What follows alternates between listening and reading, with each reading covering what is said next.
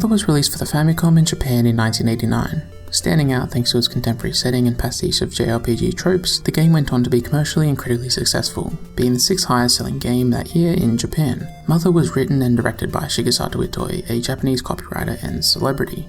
The game was made under pretty heavy time constraints, but the unique tone and setting prevailed, helping earn it the aforementioned success. Mother was fully localized into English for the US market, but ultimately never saw release, with the approaching launch of the SNES and costs needed to market the game thought of as the reasons for the cancellation. But that's all I'll say about that. If you're interested in learning more about Shigesato Itoi or the development of the Mother series, I'd recommend you watch my Mother 3 video from a couple years ago. Yeah, I covered this series in reverse order for some reason. But hey, at least I'm finally looking at the first game. I honestly never planned to initially. There was a couple reasons for this. The first being that it's an NES JRPG, which I really have no interest in. The dated design could maybe be excused if the stories were more interesting and complex than they were at the time, but they aren't. 80s JRPGs are just a bit too far back for my tastes. The other reason I've been reluctant to cover Mother is because of its release situation.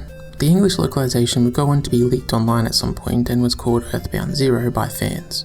Some people have issues with the localization, claiming it doesn't quite do the original text justice, and so fan-made translation patches that are generally believed to be superior than Nintendo's own begun to crop up over the years. Then, in 2015, Mother would be released on the Wii U eShop as EarthBound Beginnings, using that original localization from way back in 1990. This puts it in an odd spot. There's now an undeniably official release for English markets, but it's considered worse than what some fans have done. But despite my reservations, my curiosity drove me to commit to covering EarthBound Beginnings. I really adore EarthBound and Mother 3, and so I just have to find out what this first entry is all about. I thought it over and figured the safest option was the version Nintendo officially released. It may be inferior in some ways to other versions, but it's ultimately the most legitimate iteration. If I covered a fan translation, I would feel less confident in any observations or criticisms I had of the writing, and so the safest bet just seemed to be going official. So, let's get to covering EarthBound Beginnings for the NES.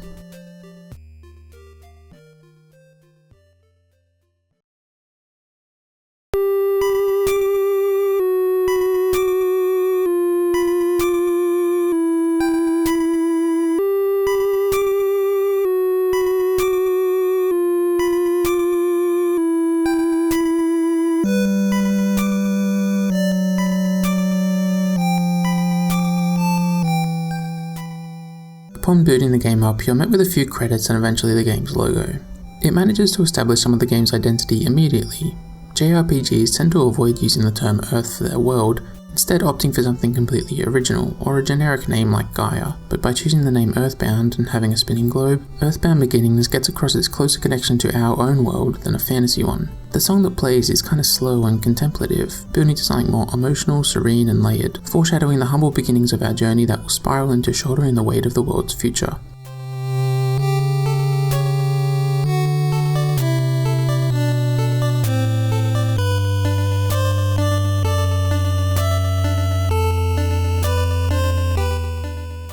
Once you've chosen a save file, it's time to name the characters.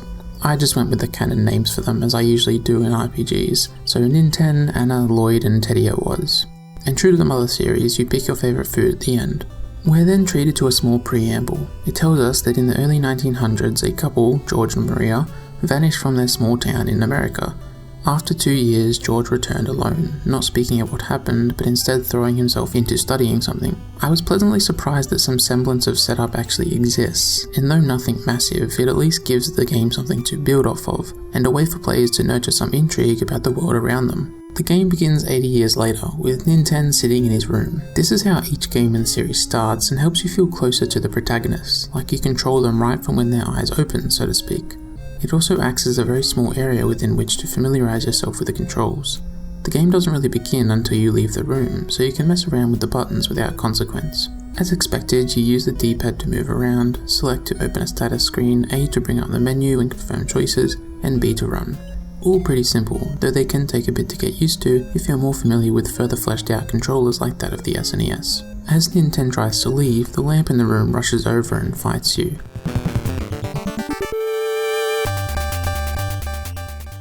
You're not told anything about how to battle here, but there's really no need to. It's all incredibly basic and as such self-explanatory. You can use a physical attack, magical attack, use an item, check the enemy's status, put the battle on auto, defend to take half damage, or run. It's very similar to Dragon Quest, just laid out differently. With the lamp taken care of, you can leave, rushing into the far door to stop whatever's causing the flashing interruptions.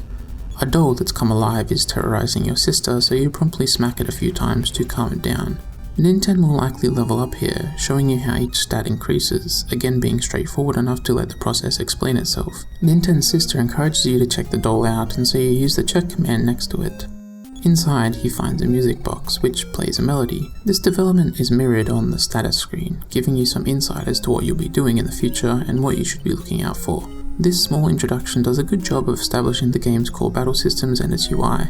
It recognises the simplicity of them so as to not bog down this short learning process. It also further establishes tone.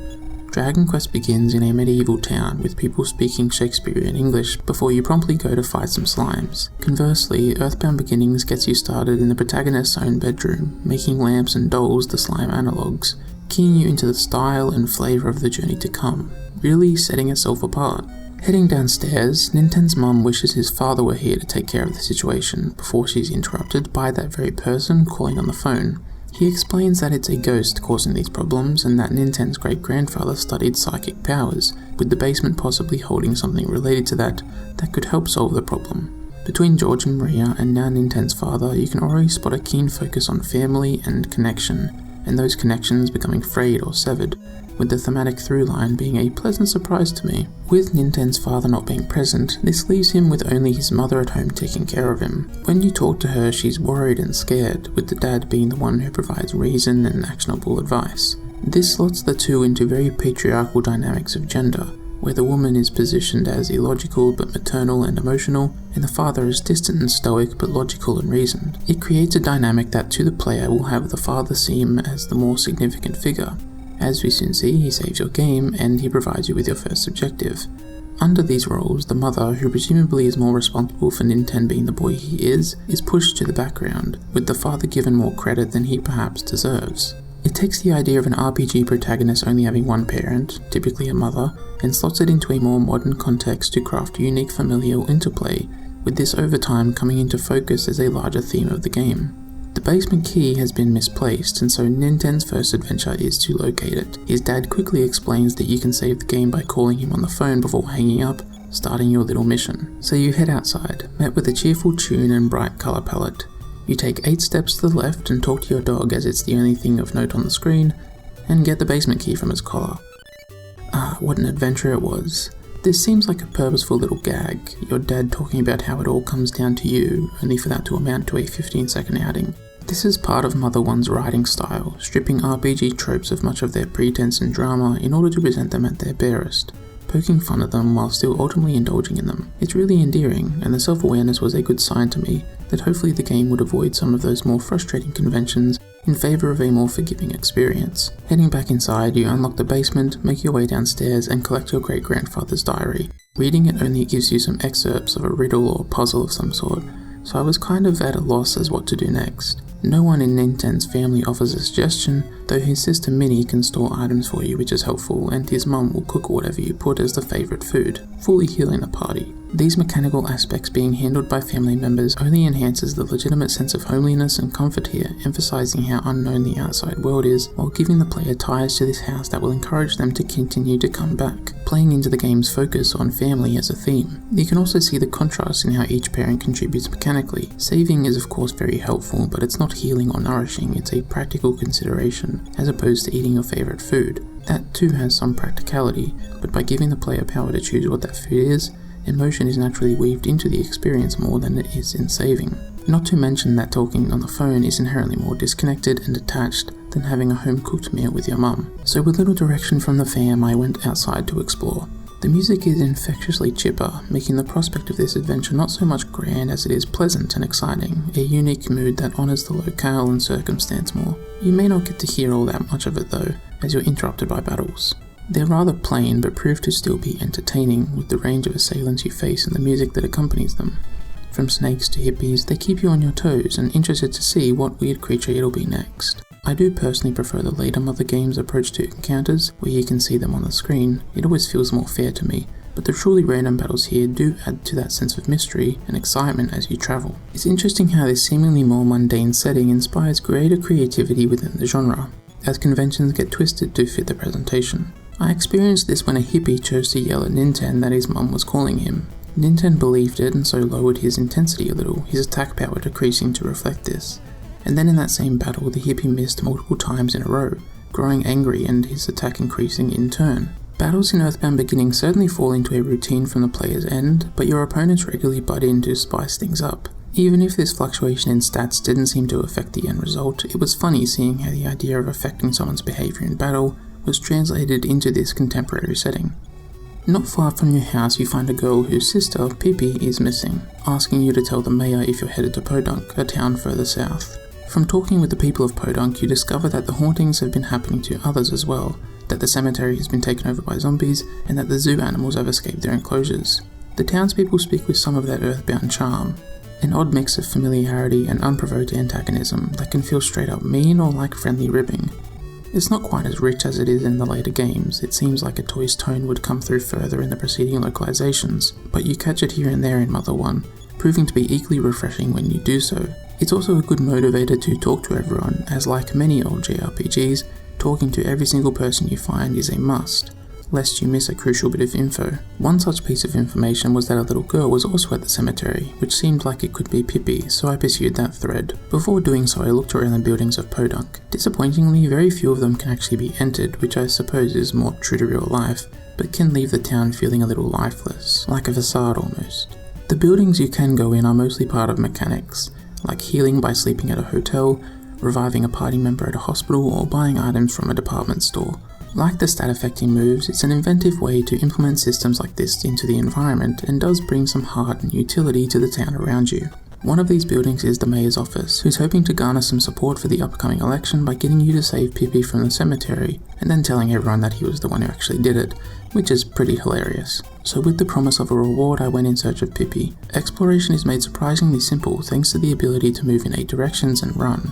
The run is kinda odd in that it actually just speeds the entire game up, but these things are marked improvements on the movement options from EarthBound Beginnings' contemporaries. This doesn't always apply, but there are points where Mother 1 doesn't just recognise the ways in which JRPGs feel formulaic or frustrating, but actually makes an effort to solve those issues, creating a more approachable experience. Following the southern path of Podunk, you'll soon come to the cemetery, marked by a sign and battles against zombies.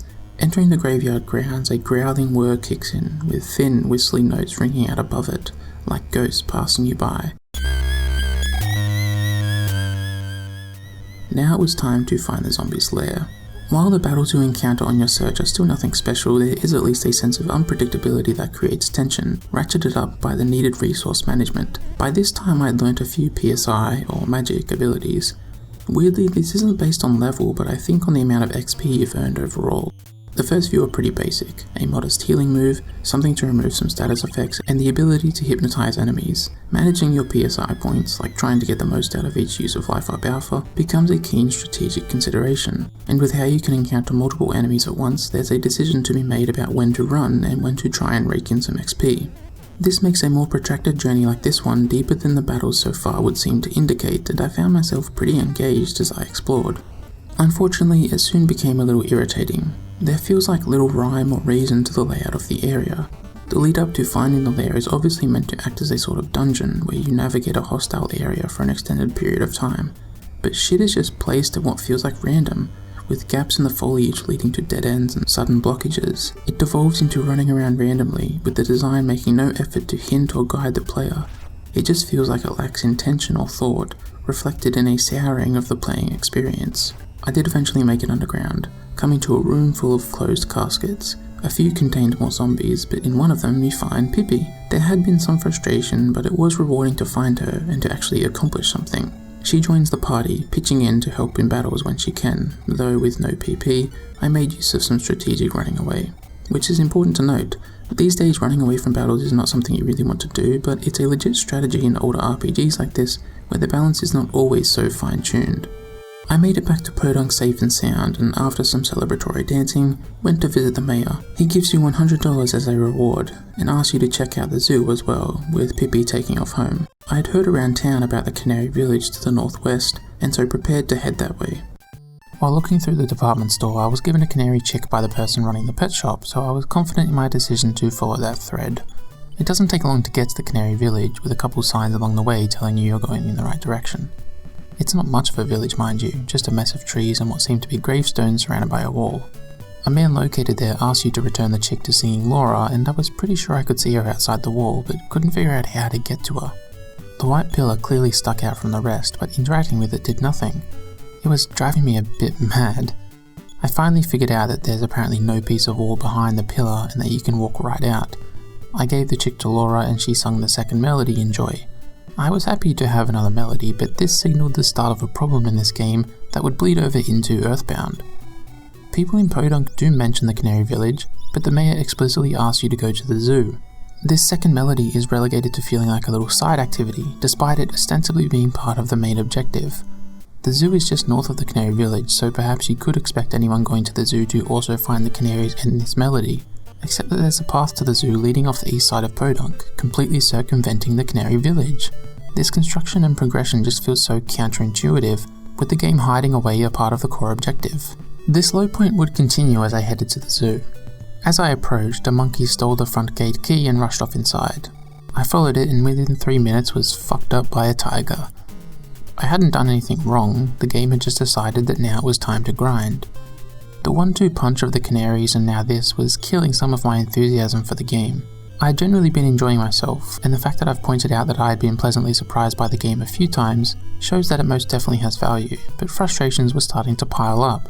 The interesting thing about these frustrations though is that they exist in EarthBound as well. The lack of focus on melodies, jumps in difficulty, though in EarthBound they're never this severe save for maybe the very end of the game, and the fact that large parts of the game don't actually push the plot forward exist across EarthBound Beginnings and EarthBound, but the key difference is that EarthBound Beginnings just feels underwritten. As mentioned, you get hints and whiffs of that signature charm and writing style, but its presence is felt tremendously less here than in EarthBound and Mother 3, and that allows the problems to hog more of the spotlight. I was a bit irritated, but nevertheless determined to push on. And I'm glad I did, because once you're the proper level, the zoo reveals itself to be quite a good dungeon. The first positive is the theme, playing more deliberately into the game's modern setting, with the enemies you battle making complete sense, being alligators, hyenas, tigers, and so on. There's also natural pathing to a zoo. The game doesn't have to stretch very far to turn it from an average location to an area you battle through as you traverse it. That being said, the layout is a fucking mess. It's all one long pathway with no interconnected access to enclosures or other parts of the zoo. The foot traffic here would be ludicrous. This structure does mean that exploring the zoo isn't too exciting, but the backdrop combines with aspects of presentation to really shine. There's a screeching insistence to the music, laid on top of a heavy thump, like that of the animals that now roam free.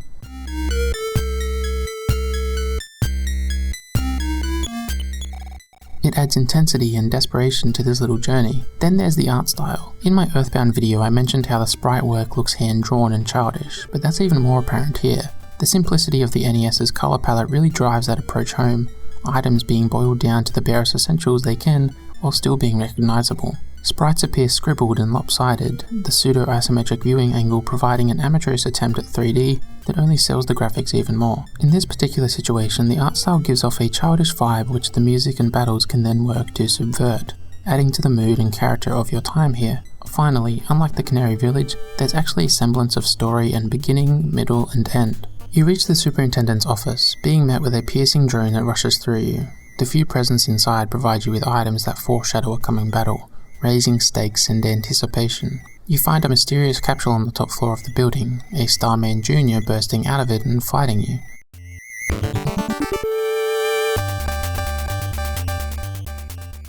Despite the diversity of enemies so far, this is unprecedented. The Starman Jr. looks sleek and futuristic, and surely comes from outer space, causing you to wonder just where this story will go and its breadth. After you actually defeat it, the capsule it was in merely takes off, not seeming to die, bolstering the player's speculation of alien interference. Then the noise that was irritating the animals disappears, and you can leave the now peaceful zoo with that sweet, reassuring music following your every step.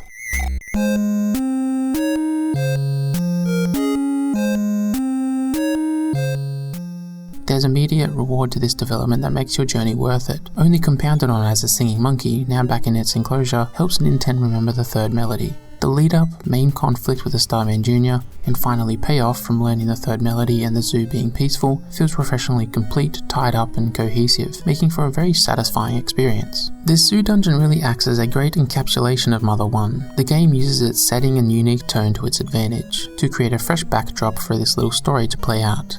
The tonal elements like music and graphics are used to great effect, and elements of the larger overarching plot are implemented to give the whole thing a greater sense of purpose and place within the game. It captures so much of what makes this game good and worth experiencing, but at the same time it's marred by dated convention and design. The grinding feels required and long-winded, not allowing this dungeon to start off on the player's good side. Then, the battle against the Starman Jr. ends up being piss easy. Perhaps I'd overcompensated in my grinding, but it was a little underwhelming when the game had been doing a great job building tension. At the same time, that's why requiring grinding like this is dangerous. It makes for a frustrating experience for underleveled players and an unsatisfying one for overleveled players. As we progress, you'll see this dynamic arise pretty regularly, where EarthBound Beginnings does a lot right, only to weigh those good parts down in the next step. So let's continue on. I went back to the mayor, but he had little to say, and nothing else for me to do. The receptionist downstairs, however, who earlier had said she had a secret, was now ready to tell it, saying that Ninten would be helped by a Wonder Girl, which doesn't really help at fucking all. I mean, that's cool, I'm sure Ninten was psyched, but this doesn't give you any direction. I looked around Podunk to see if anyone had any hints, but it all seemed to be the same dialogue as earlier. Luckily, I spotted a path due east that I hadn't been down before and was confronted by some pigs. They wouldn't let me pass, but said to check northeast of the zoo, so that's where I was off to next. Following that path you find some more swine, telling you about an odd rock in a cave not too far ahead. They part to let you through when Ninten enters. Inside the cave you find a pink corkscrew stone which is emitting a message into Ninten's mind. Using PSI telepathy, the stone asks, "Who has lost his tail?" Ninten finds the answer in his great-grandfather's diary, reading the entry aloud and being teleported to Magicant. This is the whimsical land built in the mind of someone, though we don't know who yet. Magicant is sickly looking, with its pink base colour and aqua accents, as well as music made up of swinging, screeching notes and plodding bass.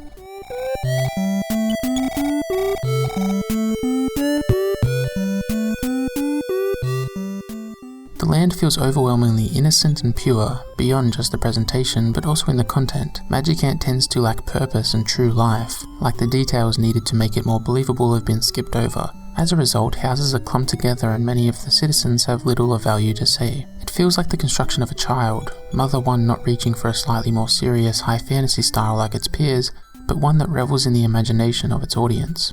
This carried over to the rest of the game as well. You can see this in how the world and story is divulged to the player. Details are all over the place, fluctuating between relatable small town imagery and grand ambitions to incorporate space aliens, often placing them right next to each other.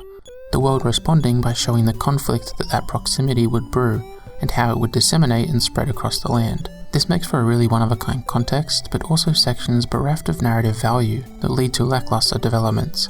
Hopefully though, what we find in Magicant will set that trend askew.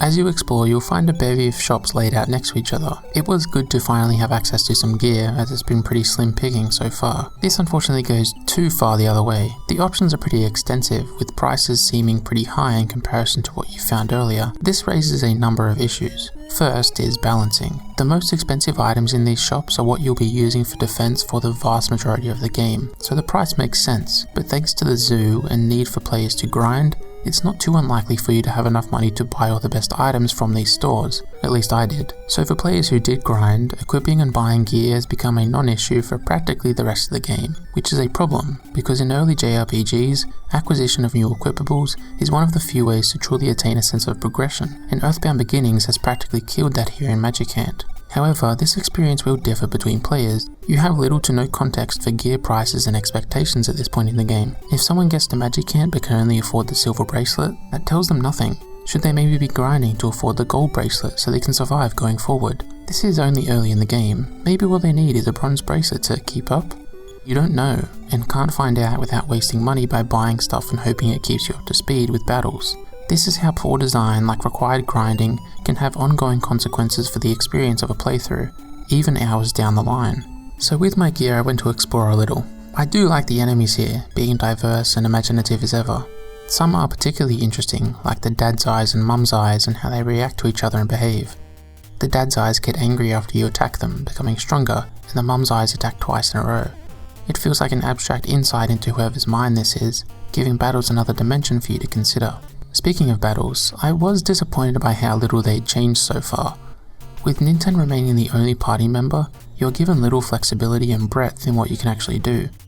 Sure, ninten by now has some status moves like defense up or down, but 1, no battle so far has necessitated them, they just aren't drawn out enough to effectively take advantage of, and 2, with only a single party member, using them just opens yourself up to taking damage, which depending on the opponent will require you to heal and get caught in a cycle of just trying to stay alive.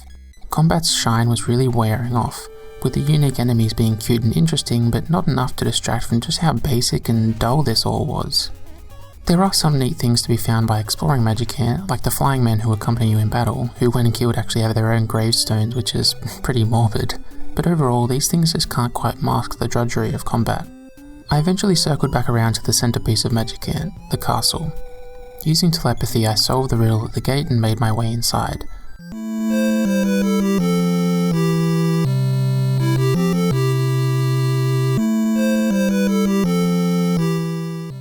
I really love this place. The music is fucking excellent, filled with drama and longing, the polished floors communicating a great sense of opulence and decadence. Servants inside lament the queen's loss of her song, adding further insight into the mind that constructed this land. When you talk to Queen Mary, she offers you anything you could want, though when you ask her to sing, she just can't. She asks you to learn the song's 8 notes and then return here and play them to jog her memory. It was great to finally have a purpose of learning these melodies outside of your father decreeing it so. It also ties into the game's ideas of community and connection, as you pledge to help someone who in kind has offered you everything they have, not just through words, but also the number of gifts within the castle that you're free to take. It's also intriguing how she factors into all this, and if the story of George and Maria will come back into play. My interest was piqued all over again, and so I left the castle to explore once more. I went to revisit a dungeon I had found amongst the Field of Wells, southeast of the castle, and explored deeper than I had previously. There were plenty of items scattered amongst the floors and many dead ends, which really began to drive home EarthBound Beginnings' inventory problem. Ninten only has 8 slots, some of which will be taken up by the key items like the diary that you carry with you, as you can't determine exactly when it'll be useful, just that it will be at some point. The general idea behind limited inventories like this tends to be to encourage the player to actually use these items as they pick them up, so they can get the most out of them instead of hoarding them for a fight that never comes. But this is too restricted, and only half-baked to boot. The difficulty spikes in Mother 1 we've seen so far can't be remedied by simple healing items you can find like magic herbs or life up cream, and so there's not much opportunity to put them to good use.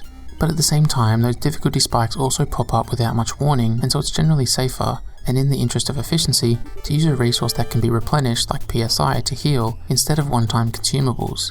The game's design holds conflicting and incongruent attitudes around item use that will likely leave you with an inventory that's frustratingly full most of the time, sifting through what you have to throw something out just so you can pick something else up. There are some concessions made to accommodate item use, like equipped items not taking up space, or the fact that you're told what's in the gift even if you don't have room for it, but they don't eliminate the problem, only ease it slightly. I continued to fight with the encounters and my inventory as I explored the dungeon, soon coming across someone blocking what looked to be an exit. He brushes ninten off, encouraging you to ignore him, saying he doesn't exist and that he's been lonely his entire life. As you continue to talk to him, he opens up a little, seemingly worried that ninten's kindness will make it harder for him to live an isolated life like this. He asks a few questions, and if you pledge to ignore him, he finally disappears, leaving the exit open to walk through. It's an odd interaction, one I didn't know what to make of initially, but I think it, like many exchanges in this game, is just meant to show ninten connecting with these people, engaging with them and forging relationships, even brief ones like this. That's something I'll give EarthBound Beginnings credit for. A prevailing sense of community emerges as you travel through the world, everyone tethered together by the strange circumstances they find themselves in. Ninten himself doesn't appear to have any personal tie to anyone he helps, but that almost makes the point firmer, that he's doing this merely because it's right. That initiative he takes is surely influenced by his family and upbringing, and so we'll see as we progress how this concept of community weaves together with selflessness and family and lineage. You leave the dungeon and at the same time leave Magicant, walking out of the cave to find yourself on a higher cliff near where you entered to find Magicant originally. Heading north, ninten eventually enters Marysville. The most notable location is the school. A few of the children there talk about a kid named Lloyd who gets picked on. You find him on the roof, and if you collect some bottle rockets from a nearby factory for him, he'll join the party. The sweet's little factory is found south of Marysville, and it fucking sucks. The enemies are all weirdly easy and it only takes like 5 minutes to clear. It honestly feels pointless. After picking up the bottle rockets from the rear of the factory, I made my way back to the roof of the school and gave it to Lloyd. He makes a few more in the school's lab, on the way lamenting how he's made fun of and saying that the two of them should visit Duncan's factory later, as they're also making rockets. He's not a deep character, but he at least has some semblance of personality, and that ties into his role in the party, which is a specialty in using items like rockets or bombs in battle. He unfortunately joins you at level 1, but at the same time you are greeted with Marysville's theme, which is fucking great. The timing of its implementation makes it feel like a celebration of this burgeoning friendship, musical cues helping to further theme as well. I got Lloyd some gear and then navigated back to Duncan's factory via Marysville.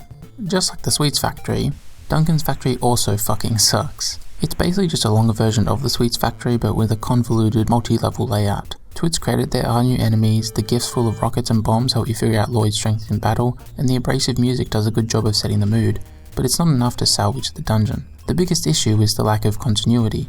The expansive flat plains mean that the only distinguishing feature of the dungeon, the ladders up and down, often aren't on screen at the same time. This makes crafting a mental map of the area incredibly difficult. This becomes a larger issue when you have to leave and retrace your steps. There are some items to mitigate this, like using bread to leave breadcrumbs that you can then use again to teleport to where you first laid them, but I hadn't figured that out at this point, because I assumed the bread was for eating, like a fool. The other main issue is that while you are given room to experiment with Lloyd, there's little to find out. He's good with damaging items. Cool.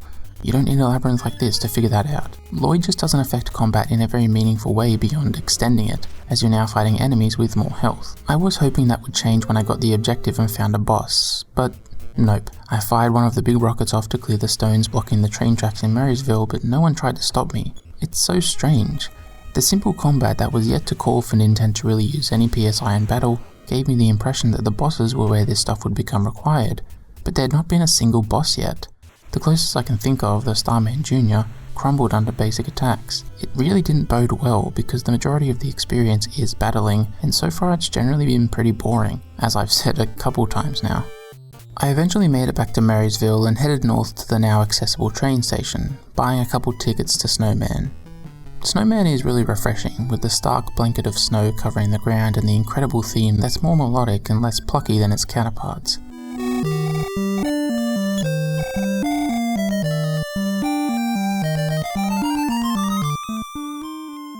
There's reason to be used in EarthBound and Mother 3. The townspeople reference Anna, her house just off to the east, so I went for a visit. Anna dreamed of meeting ninten, waiting for him to arrive so they can look for Anna's mother who's gone missing. This creates a parallel, where each of these characters have a missing parent, making Anna's motivation, like many in the game, based around bringing people, and more specifically families, back together again. Helpfully, she suggests going to Youngtown.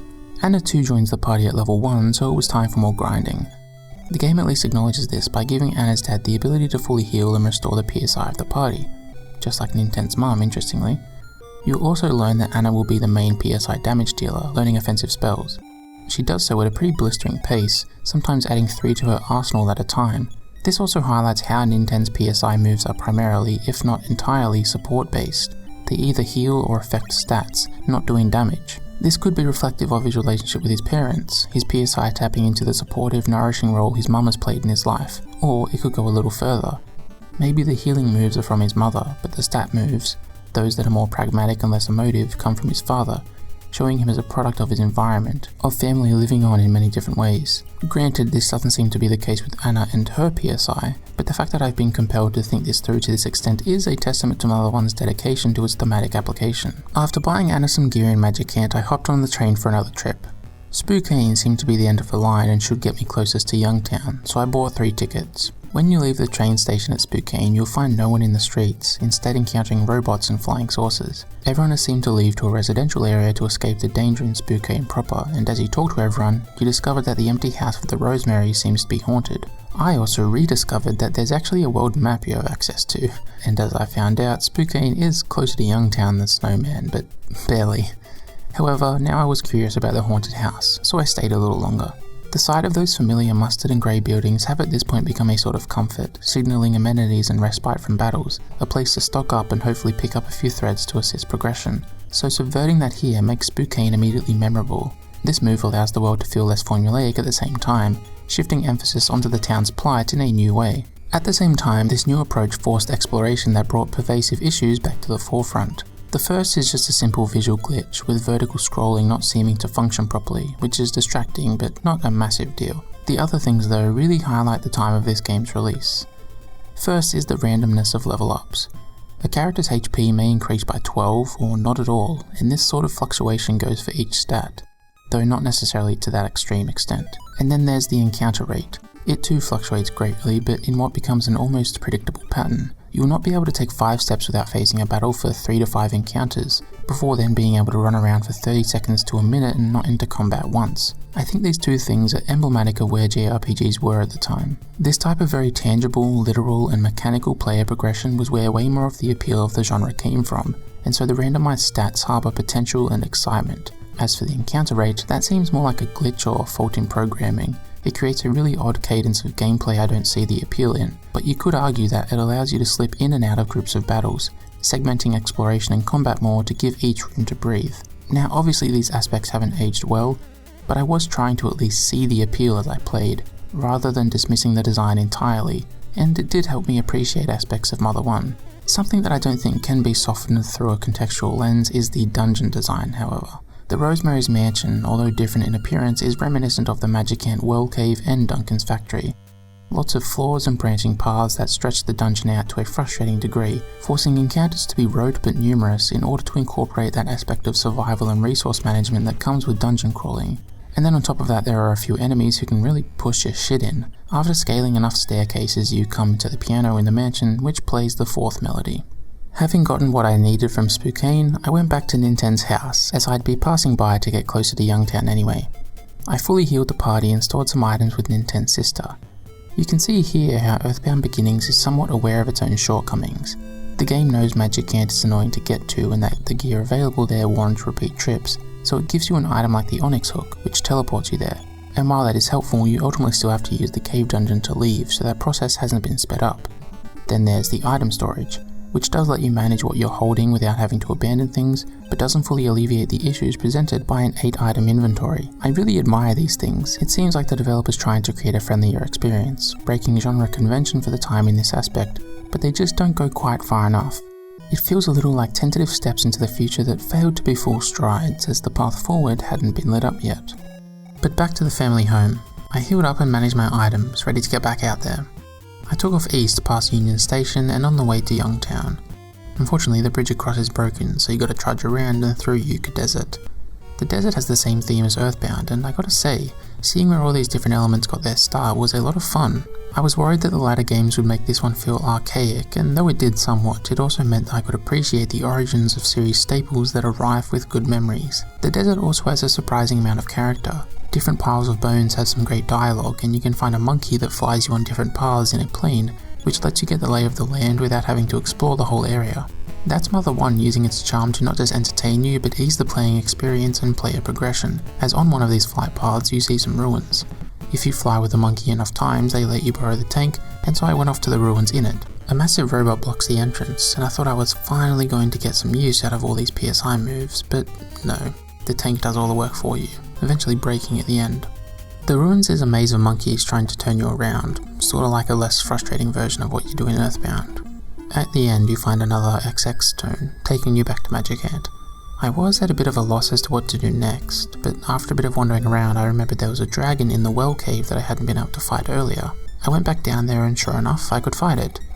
This encounter doesn't amount to all that much either, but it was probably the first time in the game that my strategic PSI use didn't feel totally wasted. Don't get it twisted, it's way too late for battles to just now be getting interesting, but it was something at the very least. With the dragon vanquished, another melody is obtained. Conveniently, leaving this time lets you out at a different exit, on the other side of the desert and closer to Youngtown, so onward I went. I actually thought Yucca Desert was great.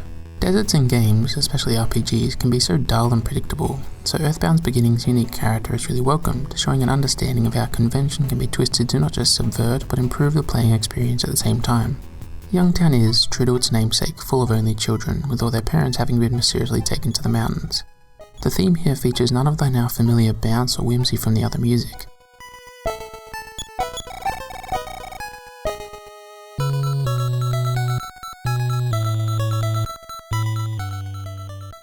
It's bleak and forlorn almost, setting the tone for the whole town. The children speak in simple, desperate language, the game's usual charm absent from their words. A sporadic town layout, lack of roads, and overall fewer amenities with no adults to attend to them help cap Youngtown off, making it feel aimless and lost. The NPCs from earlier locations, which could at times feel repetitive and a little flat, really prove their value when they're no longer around. You understand that these adults run these communities, keeping them operating and moving forward. The game's one-of-a-kind tone is leveraged to hark on the themes of family and community even further. Youngtown is a sharp reminder of what you're fighting for, which is especially needed as EarthBound Beginnings rarely feels the need to explain any plot events or put in the effort to display character growth, which makes it easy to lose investment in the narrative and your own motivation. One child in particular mentions that the mountains are beyond the town of LA to the north, and a baby can teach you PSI teleport. You need a bit of empty space to actually perform the teleport, but it can prove really useful, especially later on as we'll see. Thanks to the tonal and narrative elements, Youngtown helped me regain my focus and clarity of purpose, and the next step on the journey appeared to be reaching LA, which could be done by making my way through the swamp to the east. Like most dungeons in Mother 1, the swamp is nothing too exciting. At this point the battles were at least requiring deeper engagement with PSI and by extension resource management, increasing the need for strategic thinking and player decisions, and the locale itself feels naturally integrated with the world at large, but the layout is still just a few winding, uninteresting paths interrupted once or twice by a character with a little dialogue. I will also say that the enemies were kinda interesting as well, now fighting aliens, bringing that aspect back into the game as you near the mountains. LA is certainly sprawling and large, but that doesn't make it any more engaging than the other towns we've visited thus far. Very few buildings can actually be entered, and visually it's identical. Unless there was a hardware constraint, I don't get why color palette changes weren't made for each new town. Maybe that's part of the parody, poking fun at cookie-cutter American suburban and urban aesthetics, but it really just passes up an opportunity to give these areas distinct characteristics. Fortunately, LA does reclaim some identity via its details. Primarily the BB gang. Members of the gang roam the streets, battling you if you talk to them, while other citizens of LA mention that Teddy is the gang's leader. In the local club, you learn that Teddy's parents were killed by monsters from the mountain, turning him reckless and presumably leading him to start the Blah Blah gang. These little details at least give LA a sense of history, and like consequential events have played out here before you arrived, something other RPGs fail to do. If you're then asked to sing on the club stage, Ninten, Lloyd and Anna will dance along to a cute song, with Teddy himself thanking you for the show, before trying to beat the shit out of you for battling some of his fellow gang members. After beating him, he joins your party, hoping to seek revenge for the passing of his parents up in the mountains. He does unfortunately replace Lloyd, which is pretty lame, but this sequence is super charming. It brings the goofy actions and events to the forefront while keeping true to its more modern setting. There are other points where the game does this. The idea of two school kids breaking into a factory to steal some rockets has a similar sort of whimsy, but in that instance it manifests as a boring, long-winded dungeon crawl, as opposed to this snappy section of LA. So by now it was clear that the next place to go was the mountains, specifically Mount Itoi. I was very familiar with this name, as people seem to point to that area as the worst offender in terms of bad balancing. So I took some time to get Teddy equipped, going back to Magicant and then Ninten's house. Getting to the base of Mount Itoi is little trouble, and there's even someone there who'll give you free life up cream, which I made sure to take advantage of. I had also been saving the PSI stones I'd been finding, so I was feeling pretty confident that I'd at least make it to the top. So I entered the mouth of the cave and begun my ascent.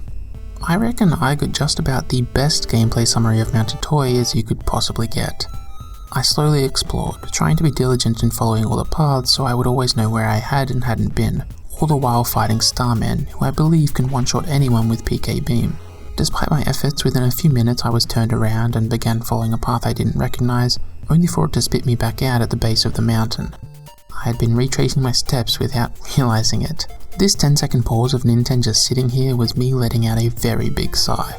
Mount Itoi is just a big fucking mess of winding paths, split up between more than a dozen loading points, filled with enemies which can, at random, decide to use a one-hit KO move. I suppose it does really hit home just how dangerous whatever's at the top is, presumably the villain, but that means little really. Mount Itoi is just a distillation of what can make Mother 1 so frustrating and tough to stomach. An ultimately basic battle system is all you have against unpredictable difficulty spikes as you traverse through samey, drab dungeons, exiting on the other side to be met with a charm and style that's underdeveloped compared to later games in the series, and a barely there story that seems totally uninterested in revealing itself to you, despite the pretty consistent thematic threads that still run through it. The cruelest part about Mount Itoi is the fact that it houses the best weapons in the game. The knowledge of how tough things can get fresh in your mind, it's encouraged to pick these weapons up, and so you're forced to trawl the rocky corridors in search of them, facing battle after battle as you do so. Which, by the way, I should mention, Teddy really adds nothing new. He's strong, which is helpful, but that's all he can do, so he really doesn't alter combat in any compelling way. Leaving the caves, you find yourself in an open-air section of the mountain, climbing different routes in the hopes of making it further up. Luckily, this isn't as arduous as the earlier section, and a wider variety of enemies help shake things up at least a little. Soon enough, the party comes across a little home with someone inside who's able to heal you, providing some respite.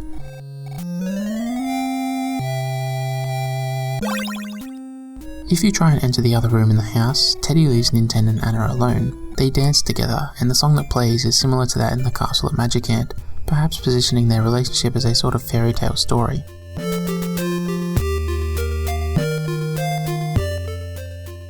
After the dance ends, they confess their love to each other, which is honestly hilarious.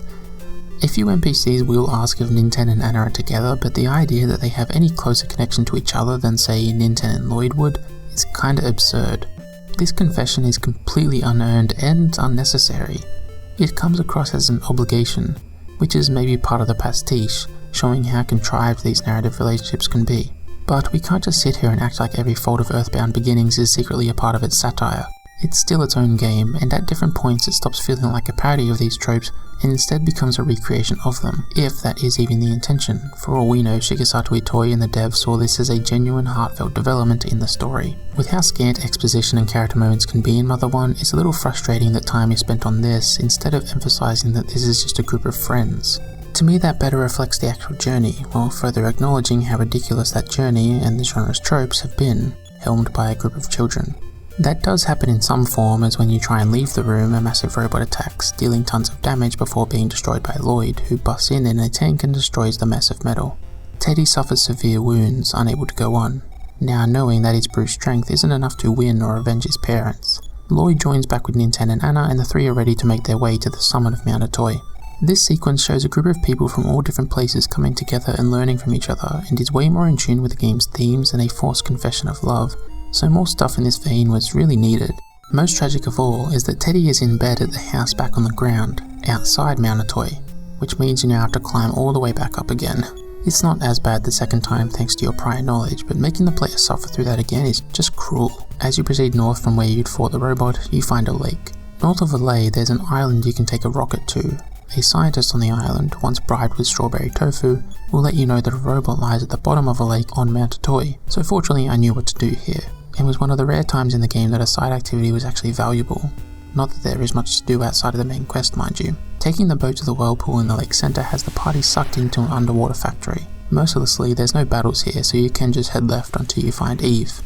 Eve joins the party and is incredibly strong, but most notable is the fact that they were built by George, who was one of the people abducted in the introduction, the game finally starting to bring that back around. The facility starts falling apart, and the now group of 4 is washed ashore. The mountain can be further ascended by venturing north, and while you'll face plenty of battles along the way, they pose no real threat with Eve around. The damage they do is ridiculous, and while cruising through encounters is satisfying after all the difficulty spikes, it also feels a little like an admission of guilt. It's as though the developers knew how bullshit Mount Itoi can be, and so made Eve so powerful as to provide some respite and an easy way to grind to prepare for the ending. This is another one of those half-measure solutions I mentioned earlier. Eve does alleviate the problem to some extent, but doesn't address the core of it, that being poor balancing. You're not given much time to hang on to Eve, however, as you soon encounter yet another massive robot. It targets Eve exclusively, eventually causing them to explode, the 2 robots going down in the blast. Checking on Eve's corpse, a melody plays. This does hold some weight. Eve was a valuable asset to the team, but having yet another scripted encounter like this was a little frustrating. The game seems reluctant to just let a boss be a boss, and this act of someone not directly part of the party being the one to save the day wears a little thin when it's getting repeated like this. Regardless, onward the 3 went, soon coming across a grave. It has the 2 X's on it, just like the stones to Magicant. Upon checking it, the soul speaks to ninten. It appears to be George, and he reveals that Maria, and by extension himself, were Ninten's great-grandparents. Maria's love, presumably after passing, was spread across the land in the form of the 8 melodies. George then bestows the 8th and final one upon ninten. This further implementation of familial connection could, I suppose, undermine the journey a little, make it seem like an act of fate that you didn't really have any control over, and in other games I'd agree, but the events in EarthBound Beginnings feel so arbitrary and disconnected that it all being fate actually makes sense. I welcomed it. It also adds another layer to your actions. It makes complete sense with the game's themes for all of this to be done in service of reconstructing part of the family's history, especially as one of the first items you receive, right before you truly depart, is George's diary. Now while this is technically the final melody, I'd actually missed the fifth one. This is found in Yucca Desert, given to you by a smiling cactus. There is an NPC who mentions seeing a cactus with a face, and you can fly over it in the monkey's plane, but I just missed it. This goes back to the issue of melodies being underemphasized that I brought up in regards to the Canary Village, proving to be a problem that permeates the entire game to varying degrees. If you're high enough level, someone in Magicant will give you hints as to where each one is located, and that, combined with PSI Teleport, the world map, and how the story events make each location stick out, allows the hunt for these missing melodies to be a lot less painful than I anticipated it to be. So fortunately it wasn't long before I had all 8 and I could go sing them to Queen Mary. Upon doing so, Mary's memories return. She remembers now that she's Maria, George's wife, and that they cared for an alien named Giygas as if it was their own son. Having served her purpose, providing the melodies to guide Ninten and help he and his friends become strong enough to save the planet, she moves on to the afterlife to join George. She vanishes and Magicant with her. The party are back at the top of Mount Itoi, and a stone which had previously blocked the way forward had now vanished. It hasn't disappeared for any logical reason, but rather for an emotional one, that being Maria's realization and the full culmination of the idea of family throughout the game. Family and connection and community is above all. It's that which opens and closes doors, allows the world to keep moving on. Those ideas fuel progress. Ninten finally understands his connection to Maria and George, and likely who's been behind the invasion on Earth. Along the way helping all the people and communities he's come across, helped by them in turn. He's finally ready to finish what began in his basement, by making his way to the top of the Earth.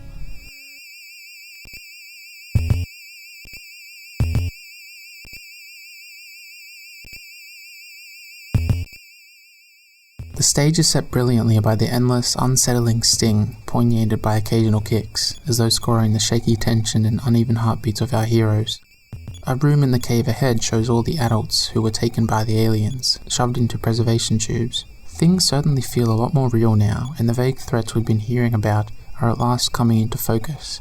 The people in the tubes encourage you to destroy the mothership before saving them, so on you go to do just that.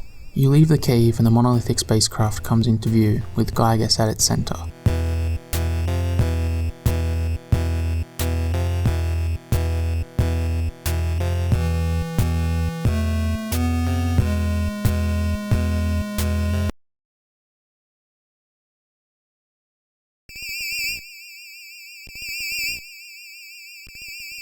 The battle begins, uncharacteristically quiet and low-key for a final encounter. That same sting is back, and Giygas makes no effort to introduce himself. You have fought aliens and Starmen before, but it's still hard to know what to do here. You really have no frame of reference for what will and won't be effective, making for a pretty intimidating battle. Giygas himself is inside an enclosure. Grey tendrils encroach on either side of the glass egg, with red ridges extending outward. He's suspended in some sort of liquid, and you get the impression that he's controlling all this with his mind, not raw physical strength. Initially I tried to put up any defense I could, though Giygas interrupts with unknowable but still quite powerful attacks. The lack of urgency on his part is unnerving. Your party seems to do a decent amount of damage, but there's no feedback, no proof it's having any effect whatsoever, so you still can't discern what is and isn't worthwhile. His attacks can be dulled by PSI defense, but they remain damaging enough to leave you on edge, consistently having to manage health and PSI. Before Giygas actually attacks, he'll speak a little, touching on how George and Maria raised him. The fact that the attacks follow this exposition gives the impression that it's learning these things that's doing the damage to the party, that these are psychological wounds, and that they diminish HP just the same as a physical attack does. Giygas essentially lays out his motivation. George had stolen information from Giygas' people, which presumably was how to use PSI given George had learned how to harness it, eventually passing it down to Ninten. This betrayal led Giygas and his people to plan this invasion, to destroy all the people of Earth. Shigesato Itoi said that Mother was named after the John Lennon song of the same name, and some of the lyrics give further insight into just how Giygas felt after Maria's death and George's betrayal. The first verse, "Mother, you had me but I never had you, I wanted you, you didn't want me," could be Giygas referring to Maria leaving by passing away, leaving their friendship short-lived. The second verse then refers to George. "Father, you left me but I never left you. I needed you, you didn't need me." Once Maria had died, Giygas needed someone to rely on, but George, soon learning how to harness PSI, no longer needed Giygas or his people, leaving soon after. Then the outro ties into the game's themes, where instead of treating these people as separate, it brings them back together, repeating "Mama don't go, Daddy come home," over and over again. The way Lennon's passion, anguish and desperation compounds as the song continues, until he's left growling and screaming, mirrors Giygas as well. This sentiment and betrayal festering inside of him for 80 years, only now coming to a head with this invasion and battle. Despite this, Giygas does offer to save ninten alone, I'd imagine out of a lingering connection to him through George and Maria, but ninten refuses. It's fitting that the conflict of this game, which centers family and community, is sparked by the betrayal of one group against another. The splintering of relations between humans and aliens, even just a couple, is the eventual catalyst for this journey in which Ninten, Anna and Lloyd travel around bringing people back together, connecting to them and solving their problems. The story does feel like it disappears for extended lengths of time as you play, but the themes re-emerge constantly. They're integrated to an impressive degree while still managing to create distinct moments and sequences. And what that means here is that you'll recognize that your attacks seem ineffective. As you search for alternatives, right there in the empty spot of the UI that you've learnt to dismiss is a command. Sing. Maria said that Giygas was never happy when she sung to him, so that's what you must do now. Spotting that for the first time was a glorious moment, and it certainly follows through. As the song plays, the screen lights up in that familiar pulsing light, a breath of fresh air from that insistent black void. Giygas interrupts angrily as you sing, though you manage to get a little further through the melodies each time. The concept is of course very novel, especially for the time, to make the climax of your game, which has battling at its mechanical core, based instead around music, an outlet of human expression that brings people together. It's a very fitting solution, not just for the game's themes, but the attitude it carries in general. One final moment of subversion of JRPG traditions and tropes. This is all made richer by the song itself. This is of course relative to the NES hardware, but the 8 melodies sound lush and full in comparison to the buzzing that accompanies the rest of the battle.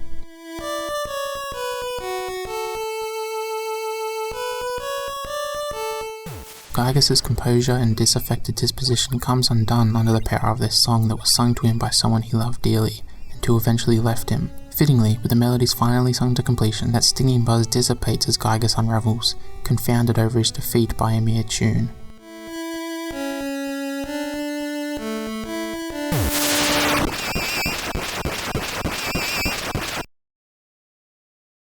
He resolutely states that he and Ninten will meet again, the mothership taking off and leaving Earth. The planet is saved. As a sweeter, more music box-esque version of the 8 melodies plays, we learn of what happened after. Anna was finally reunited with her mother, the other abductees freed as well. Teddy recovers and sings at the live show in LA. The parents and adults return to Youngtown. Ninten and Anna say a heartfelt goodbye in Snowman. Lloyd returns to school in Marysville, now lauded a hero by his peers and no longer picked on. Finally, Ninten returns home to his family, resting his hat down so he can take a well-earned nap. The cast of the game strolls by, followed by the credits, thus ending EarthBound Beginnings.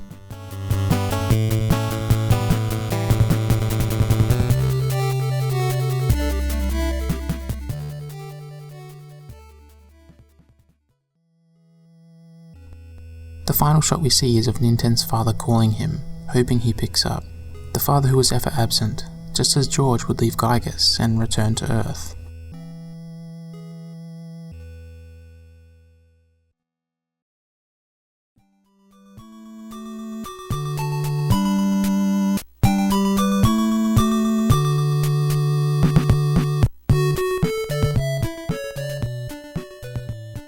So, that was EarthBound Beginnings. Looking back, I had an interesting journey with this game. I was initially pretty impressed, with a strong introduction that effectively communicates the eccentric tone and setting, sets the stage for the overarching themes, and efficiently communicates the core of gameplay. I did have some concerns, but I was hopeful that those things would be addressed or improved upon as I got deeper into the experience. However, this didn't really happen.